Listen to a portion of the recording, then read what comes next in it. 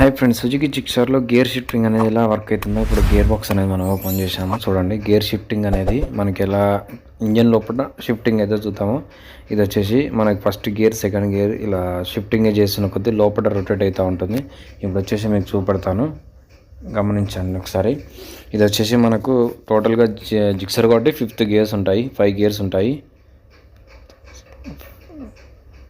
చూడండి, షిఫ్టింగ్ చేస్తుంది కదా. ఇప్పుడు వచ్చేసి మనకు గేర్లో ఉంది కాబట్టి 2 షాఫ్ట్లు అనేది రొటేట్ అవుతూ ఉంటాయి.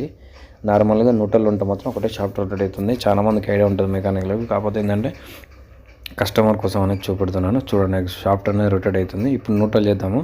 న్యూట్రల్ చేసిన తర్వాత ఒకటే షాఫ్ట్ అనేది తిరుగుతూ ఉంటుంది. చూడండి, గమనించండి, ఇంకో షాఫ్ట్ అనేది రొటేట్ కాదు. ఇప్పుడు వచ్చేసి ఫస్ట్ గేర్, సెకండ్ గేర్ వచ్చేసి ఒకసారి వెహికల్ అనేది చెక్ చేద్దాం, గేర్ షిఫ్టింగ్ ఓకే ఉందా లేదా అనేది. సెకండ్ గేర్ వేసాం, డైరెక్ట్ సెకండ్ గేర్.